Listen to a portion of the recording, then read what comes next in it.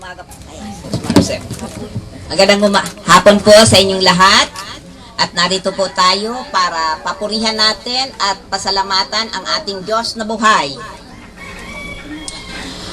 Kasama ng kanyang anak na si Jesus na ating Panginoon at tagapagligtas. At sa banal na Espiritu. Lord Jesus, tulungan mo po kami na maunawaan namin ang iyong banal na salita. At upang kami maging kalugod-lugod sa iyong harapan. Sinasaway po namin ang gawa ng mga kaaway. In Jesus' name, Amen. Narito po tayo sa ang aking inihanda ay ang teksto 2 Corinto chapter 5 verse 7, ang pananampalataya.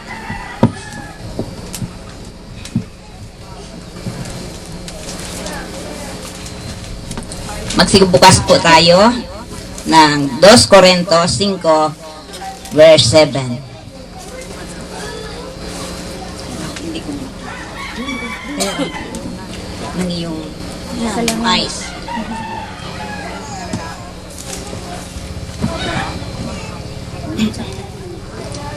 Verse 7, chapter 5, verse 7. Sapagkat namumuhay tayo batay sa pananampalataya sa Panginoon at hindi sa bagay na nakikita.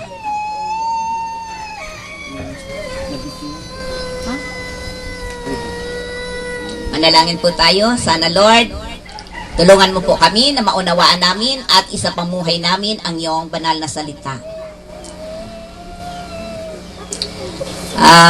Ito po ay tungkol sa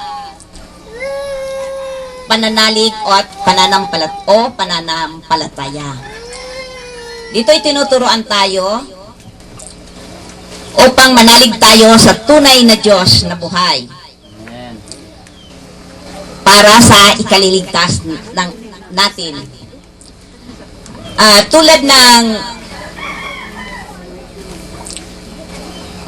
lalo na doon sa ating sa Deuteronomy verse 6 chapter 6 verse 13. Tungkol ito sa panawagan ng ating Diyos na buhay kay Noe na siya ay dapat gumawa ng daong dahil sa masyadong malala na ang mga kasalanan ng tao. Nabulid na sila sa pagkakasala. Kaya, dapat nating malaman, ating panaligan, ang tunay na pananampalataya.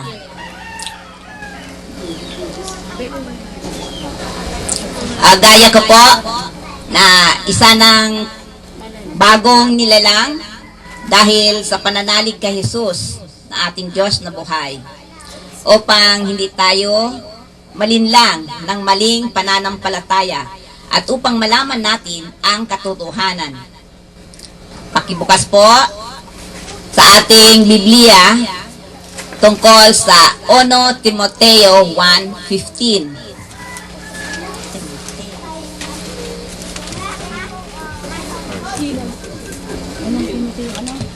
1 Timoteo 1:15. Pakiulit na niya. 1:15. Narito ang isang katotohanan dapat tanggapit, paniwalaan ng lahat. Si Kristo Jesus ay naparito sa sanlibutan upang iligtas ang mga makasalanan. At ako ang pinakamasama sa lahat. Dito nagpapakilala ang tunay na Diyos na si Jesus. At pakibuksan po natin uli sa ang ating mga Biblia sa Mateo 16 verse 13 to 16. Tinatawagan ko po si Brother June na pakibasa po.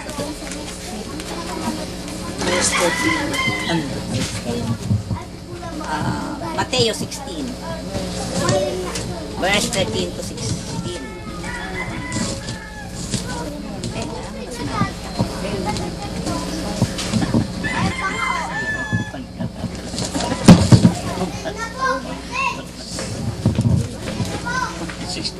Chapter sir? 16? 16. Mateo 16, verse 14. 16. Nang dumating si Jesus sa lupain ng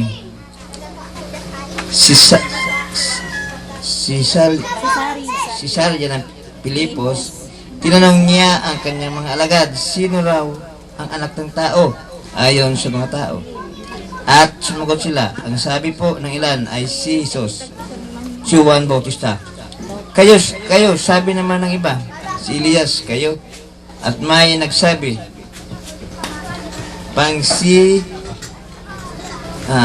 Jeremias kayo, isa sa mga propeta. Kayo naman, ano ang sabi ninyo? Sino ako? Tanong niya sa kanila. Sumagot Simon Pedro, kayo po ang Kristo, ang anak ng Diyos na buhay. Amen. Salamat po, Pastor John, sa iyong binasa. At meron pa po tayong supporting text sa 1 chapter 4, verse 15. Tinatawagan po si Sister Maybell para siya ang magbasa.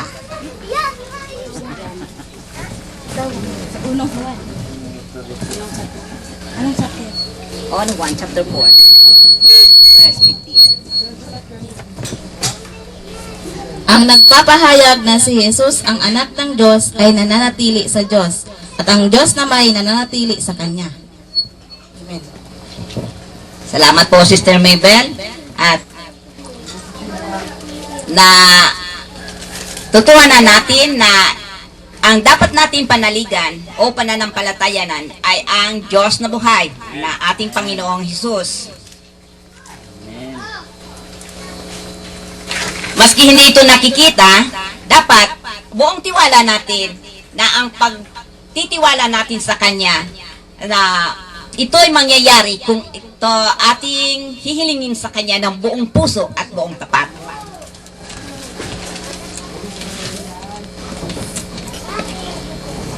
At si Jesus pa rin po ang ating pag-asa na tayo ay maliligtas pagdating ng panahon na tayo ay naroon na sa kaharian ng Diyos.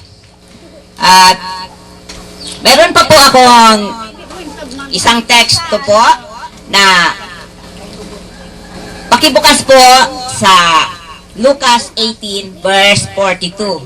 Sister Game. Pwede po? 18 verse 42. 42. 18.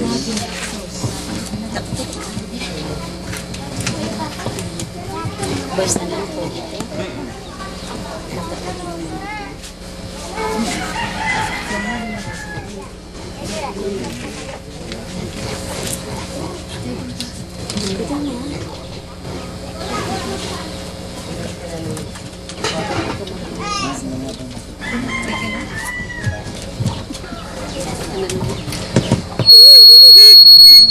At sinabi ni Jesus,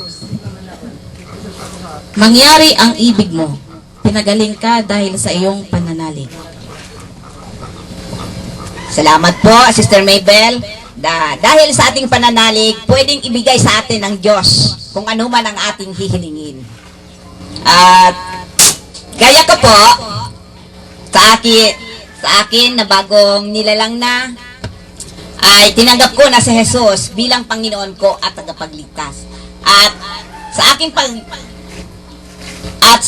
pananalig ay nakatuon sa tunay na Diyos na buhay. Ang anak ng Diyos na si Jesucristo ang Panginoon natin. Hindi na sa mga Diyos-Diyosan.